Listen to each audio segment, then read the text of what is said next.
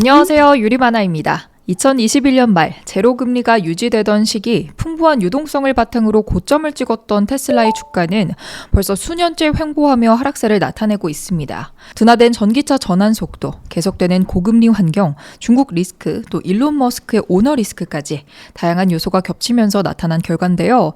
특히 지난 4월 2일 발표한 1분기 생산 및 인도량 실적에서 인도량이 크게 줄어든 모습을 보이며 투자자들의 우려는 더욱 커졌습니다. 이전 영상들에서도 자주 언급드렸지만 테슬라의 현재 주가에는 이미 테슬라라는 기업이 지닌 잠재력, 미래 가치에 대한 기대감이 반영돼 있습니다. 같은 자동차 업계의 기업들과 비교할 때 밸류에이션이 상당히 높게 잡혀있는 것만 봐도 알 수 있죠. 이는 시장 참여자들이 테슬라를 마치 테크 기업처럼 대하고 있음을 뜻하기도 하는데요. 테크 기업들에게서 높은 밸류에이션 평가가 흔히 나타나는 이유는 이런 기업들이 빠른 성장 속도를 나타내기 때문입니다. 제조업 기업과는 달리 테크 기업들은 공장을 지을 필요도, 또 원자재 확보를 위한 공급망 관리를 할 필요도 없어 사업의 진척이 상대적으로 빠르니까요. 이로써 미래 가치가 현재의 주가에 반영되는 현상이 나타납니다. 테슬라도 성장이 가파른 기업임은 분명합니다. 그러나 그렇다고 해서 이 기업이 테크 기업이냐? 그건 또 아니죠. 빅테크 기업들과 비교해 낮은 에비타가 테슬라는 엄연히 제조업 기업임을 말해주고 있습니다. 이처럼 테슬라는 제조업 기업과 테크 기업 그 사이 어디엔가 위치한 독특한 기업입니다. 그리고 지금까지 이건 테슬라라는 기업에게 큰 이점으로 작용해 왔고요. 테슬라의 제조업적 성격과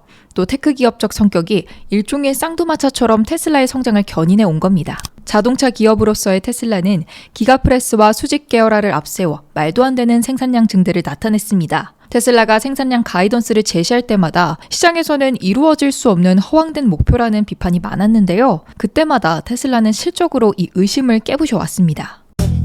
테크 기업 테슬라의 성장을 견인한 요소는 단연 자율주행입니다. 자율주행을 위한 차량용 반도체 및 슈퍼컴퓨터 등 하드웨어는 물론이고 이 AI 소프트웨어까지 자체적으로 해결하는 테슬라의 기술적 역량은 어느 빅테크와 견주어도 밀리지 않죠. 이렇듯 두 개의 성장 동력을 지닌 테슬라는 유례없는 속도로 성장해 세계에서 가장 가치 있는 자동차 기업이 됐습니다. 이랬던 테슬라가 최근 몇 년 동안 부진한 주가 흐름을 나타내고 있는 것은 이 기업의 두 개의 동력 중 하나가 둔화되기 시작했기 때문입니다. 바로 자동차 기업으로서의 테슬라에게 정체기가 찾아온 거죠. 2022년에는 연준의 긴축 정책에 의해서 압박을 받았고요. 최근 들어서는 거듭된 가격 인하와 정책으로 인한 수익성 악화와 또 중국 경쟁사의 약진으로 인한 인도량 감소까지 다각도에서 실적 부진이 나타나고 있습니다. 초기에는 전기차 시장에서 테슬라가 독보적인 기업이었습니다. 그러나 현재에 이르러 FSD를 제외한 나머지 부분, 그러니까 출력, 또 주행거리, 디자인, 편의성 등 전기차의 자동차스러운 면모들이 레거시 기업들이나 또 다른 전기차 스타트업들에 의해서 많이 따라잡힌 상태입니다. 사이버트럭은 높았던 화제성이 무색하게 매출 견인은 별로 하지 못하고 있고 저가형 전기차는 개발 일정이 아직 많이 남아있죠. 단기적으로 테슬라에게 남은 모멘텀은 FSD와 로보택시 정도인데요. 이 분야에서 테슬라는 어떻게 투자자들을 만족시킬 수 있는 진전을 이뤄낼 생각일까요? 4월 14일 엔비디아의 AI 과학자 짐 펜이 FSD의 미래에 대해 한 가지 재미있는 전망을 제시했습니다. 바로 FSD 13부터는 그록을 활용한 자연어 처리가 이루어질 것이라는 내용이었죠. 그록은 일론 머스크가 출시한 생성형 AI입니다. 지난달에는 1.5 버전이 업데이트되면서 GPT-4의 성능에 거의 근접한 수준까지 올라왔는데요.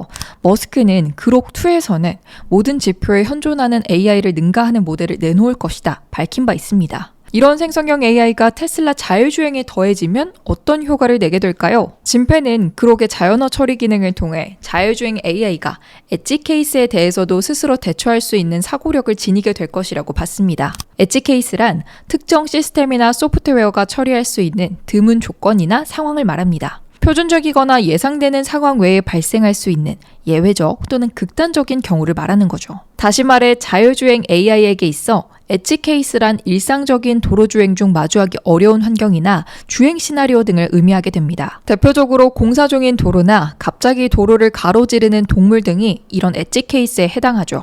현재 테슬라의 FSD는 수많은 테슬라 차량이 수집한 주행 데이터를 기반으로 하는 AI 시스템입니다. 전 세계 도로 위를 누비는 테슬라 차량은 수백만 대에 달하고 매일 쌓이는 FSD 주행 데이터만 해도 100만 마일 수준이죠. 올해 4월로 FSD가 주행한 거리가 10억 마일을 돌파했는데요. 이는 지구에서 토성까지의 거리를 능가하는 수준입니다. 테슬라가 보유한 주행 데이터가 어느 정도 수준인지 감이 조금 오시죠? 이 정도면 테슬라의 자율주행 AI가 학습하지 못한 상황이 없을 것만 같은데 굳이 그렇게 통합이 필요한 걸까요? FSD의 생성형 AI가 결합됨으로 얻을 수 있는 이점은 크게 두 가지가 있습니다. 먼저 당연하지만 테슬라의 자율주행이 더 발전한다는 장점이 있습니다. 현존하는 테슬라의 주행 데이터베이스가 방대한 것은 사실이지만 그렇다고 해서 엣지 케이스에 대한 대처 능력이 완벽한 것은 아닙니다. 수집되는 주행 데이터에 몇 가지 함정이 있기 때문이죠. 대표적으로 지역별, 국가별 교통법규의 차이가 있습니다. 교차로에서 우회전을 하는 경우만 예로 들어도 미국과 한국 간에는 규제가 다르고요. 심지어는 미국 내에서도 주에 따라 적신호에서 정지 후 우회전이 허용되는 것과 또 금지되는 지역으로 나뉩니다. 쉽게 말해 뉴욕에서 수집된 주행 데이터를 아무런 수정 없이 그대로 텍사스에서 사용했다간 교통법규를 위반하는 수가 있다는 거죠. 또 이런 교통법규는 시간이 지남에 따라 지속적으로 수정되기 때문에 이에 따른 주행 패턴도 지속적으로 업데이트가 필요합니다. 또 동일한 환경에서 수집된 정보라고 하더라도 운전자 개인에 따른 편차도 존재합니다. 과거에도 한 차례 논란이 되었던 주제였는데요. 대표적으로 이 정지 표지판 앞에서 FSD가 차량을 멈춰 세울 것인가 이런 문제가 있었습니다. 원칙적으로 미국에서는 이 정지 표지판을 보면 그 앞에서 3초가량 정차한 후 다시 출발하는 것이 규정상 옳습니다. 그런데 실상 대부분의 운전자는 표지판 앞에서 적당히 감속하면서 주변을 살피고 또 아무런 사고 위험 요소가 없으면 곧바로 출발해버리는 식으로 주행을 하죠.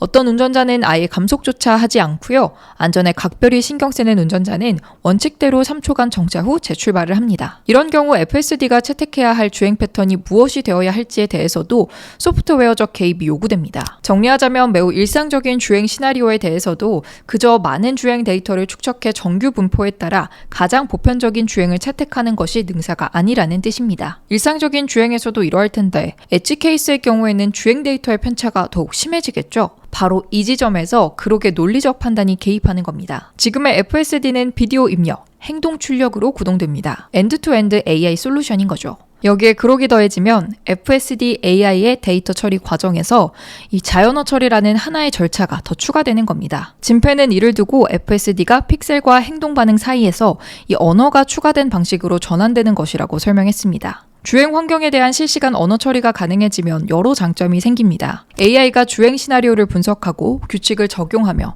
반사실적인 상황, 즉 가상의 만약의 상황들을 고려해가면서 이 탑승자가 이해할 수 있는 언어로 설명할 수 있는 결정을 내리게 될 겁니다. 마치 인간 운전기사가 된 것처럼 말이죠. 그록은 자연어를 이해할 수 있는 AI이기에 이 온라인상에서 지역에 따른 다양한 교통법규, 운전문화 등에 대해서도 학습할 수 있습니다. 기술 성숙도가 확보된다는 가정하에 엣지 케이스에 대한 거의 완전한 대응이 가능해지는 셈이죠. AI가 자신의 주행에 대해 상황을 어떻게 판단했는지부터 최종적으로 결정을 내리기까지의 과정을 다 언어로 설명할 수 있게 되면 어떤 장점이 있을까요? 그렇습니다. 바로 탑승객과 소통이 가능해진다는 것입니다. 지금까지 FSD는 자신의 주행 결정에 대해서 운전자에게 설명하지 않았어요. 정확히 말하면 설명할 수가 없었던 거죠. 탑승자 입장에서 AI가 차선을 변경하면 정황을 살펴서 이 앞차가 너무 느리게 가고 있어서 차선을 바꿨나 보다 이런 정도로 추측하는 수밖에 없었는데요. FSD의 그록이 통합되면 이런 주행 결정에 대해서 운전자가 직접 물어볼 수 있게 됩니다. AI의 데이터 로그에 주행 시나리오에 대한 의사결정 과정이 자연어로 저장돼 있을 테니 말이죠. 추후 기술이 더 발전한다면 단순히 주행에 대해 물어보는 것을 넘어서 이 주행 패턴 자체에 대해 구두로 피드백을 줄 수 있게 될지도 모릅니다. 나는 조금 천천히 가도 좋으니 차선 변경을 자주 안 했으면 좋겠어. 이런 식으로 말이죠. 그리고 이 모든 것은 로보택시 산업과도 연결됩니다. 일론 머스크는 오는 8월에 로보택시를 공개할 것이라고 말했는데요. 진펜의 전망대로 FSD 13이 업데이트 된다면 음성 명령으로 조작되는 로보택시가 나올 수도 있을 겁니다. 다만 FSD에 그록이 탑재된다 가정했을 때 이 우려스러운 점도 한 가지 있을 수 있는데요. 바로 레이턴시입니다. 찰나의 잘못된 판단이 자칫 대형 사고로 이어질 수도 있는 운전의 특성상 자연어라는 또 하나의 정보 처리 절차가 추가됨으로써 소요될 연산 시간이 위험 요소로 작용할 수 있기 때문이죠. 이 부분에 대해서는 구체적으로 기술이 나오기 전까지는 판단하기 어려운 것이 사실입니다. 가장 뛰어난 반도체라고 일론 머스크가 극찬했던 만큼 이 FSD 반도체의 연산 능력이 뛰어나기를, 그리고 테슬라가 소프트웨어 최적화를 아주 잘 시키기를 바라는 수밖에는 없을 것 같죠. 아직은 테슬라가 공식적으로 FSD 13에 대한 세부 내역을 공개한 것은 아니니만큼 이 상황을 더 지켜보기는 해야겠습니다만, 일론 머스크 본인이 xAI를 출범하며 이 테슬라와 긴밀히 협업할 것이라고 말했던 만큼 언젠가 그룹과 FSD의 통합이 이뤄질 것은 분명해 보입니다. 그 시기가 되었을 때 이 테슬라의 자율주행이 어느 정도의 성장을 견인할 수 있을지 기대해 봐야겠습니다. 머니네버슬립 뉴스레터와 네이버 프리미엄 콘텐츠 지금 바로 구독해보세요.